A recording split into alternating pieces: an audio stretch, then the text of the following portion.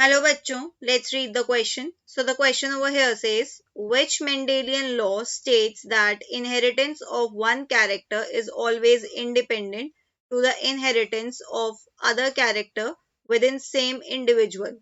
Law of dominance, law of segregation, law of independent assortment, both B and C.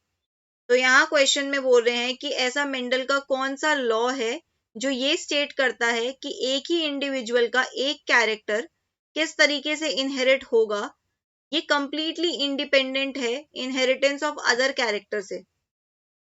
तो हमें यहाँ पे 4 options दिए हैं, हमें करेक्ट ऑप्शन को पिक करना है। सबसे पहले हम यहाँ पर क्या देखेंगे, की concept.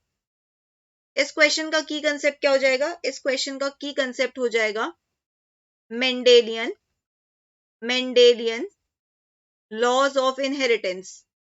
Mendelian laws of inheritance. तो मेंडल ने अपने कुछ एक्सपेरिमेंट्स के बेसिस पे 3 लॉज दिए थे। ये जो इन्होंने एक्सपेरिमेंट किए थे ये पी प्लांट पे किए थे, और ये जितने भी एक्सपेरिमेंट्स थे ये या तो मोनोहाइब्रिड क्रॉस में परफॉर्म किए गए थे या डाईहाइब्रिड क्रॉस में। इस बेसिस पे इन्होंने क्या दिया था, अपने 3 लॉज दिए थे।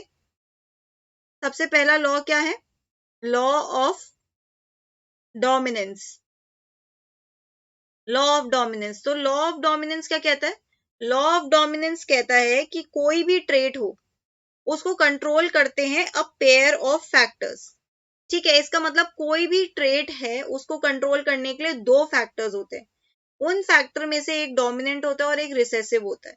जो अपने आप को एक्सप्रेस करे वो होता है डोमिनेंट, और जो डोमिनेंट वाले के सामने अपने आप को एक्सप्रेस ना कर पाए उसे हम कहते हैं recessive.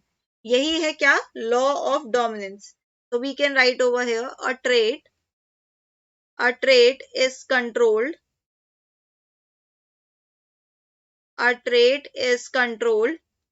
by two factors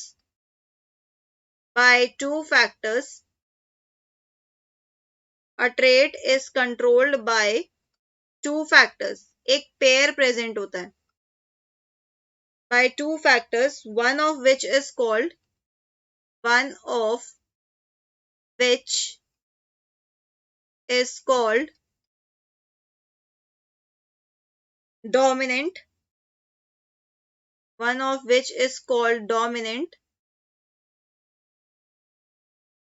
as it expresses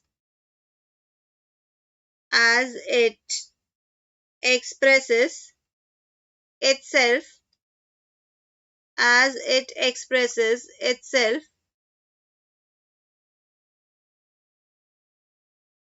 over the recessive factor। तो फिर ये रिसेसिव वाला कब एक्सप्रेस होता है, रिसेसिव वाला सिर्फ तब एक्सप्रेस होता है जब दोनों फैक्टर रिसेसिव हो।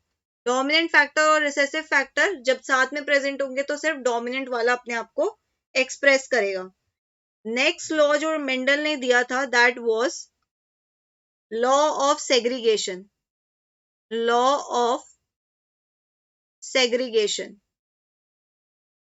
तो लॉ ऑफ सेग्रीगेशन ये स्टेट करता है कि अभी हमने देखा कोई भी ट्रेट किससे कंट्रोल होता है, अ पेयर ऑफ फैक्टर्स से। लॉ ऑफ सेग्रीगेशन ये कहता है कि ये जो 2 फैक्टर्स है सिर्फ इनमें से एक ही फैक्टर जाता है जब गैमीट फॉर्म होता है, उस गैमीट में सिर्फ एक ही फैक्टर जाएगा। तो we can write over here that only one factor, और इस फैक्टर को आज हम क्या टर्मिनोलॉजी देते हैं, इस फैक्टर को हम कहते हैं अलील। Only one factor for a trait is passed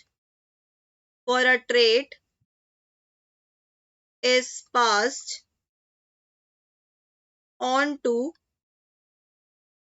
the gametes। कोई भी एक ही फैक्टर जाएगा उस पेयर में से। यह है law of segregation. Now next law क्या है, next law is law of independent assortment. Law of independent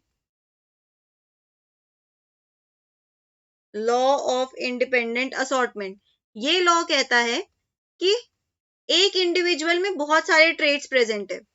अब एक ट्रेट किस तरीके से सेग्रीगेट हो रहा है और किस तरीके से एक्सप्रेस हो रहा है, इट इज कंप्लीटली इंडिपेंडेंट कि दूसरा ट्रेट किस तरीके से सेग्रीगेट हो रहा है और एक्सप्रेस हो रहा है। ये जो हमने ऊपर पढ़ा लॉ ऑफ सेग्रीगेशन, उसी का एक्सटेंशन होता है law of independent assortment. Law of segregation में हमने क्या देखा कि सेग्रीगेट होता है, जो ये पेयर होता है फैक्टर्स का, उनमें से सिर्फ एक ही फैक्टर जाता है, मतलब ये दोनों फैक्टर्स एक दूसरे से सेपरेट हो जाते हैं, सेग्रीगेट होते हैं। अब एक पेयर का सेग्रीगेशन दूसरे पेयर के सेग्रीगेशन से इंडिपेंडेंट है, तो we can write over here that segregation and expression of factors, that is alleles, for a trait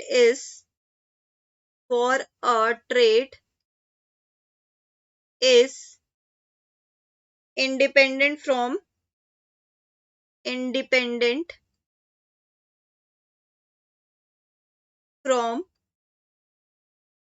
other trait।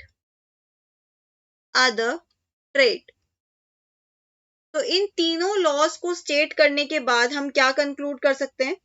हम ये कंक्लूड कर सकते हैं कि एक्चुअली में वो कौन सा लॉ है जो ये कहता है, कौन सा मेंडल का लॉ है जो ये कहता है inheritance of one character is independent of inheritance of other character.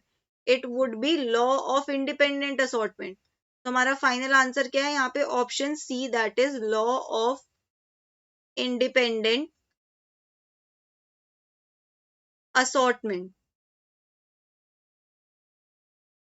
So that's it for the question. Hope you understood it well.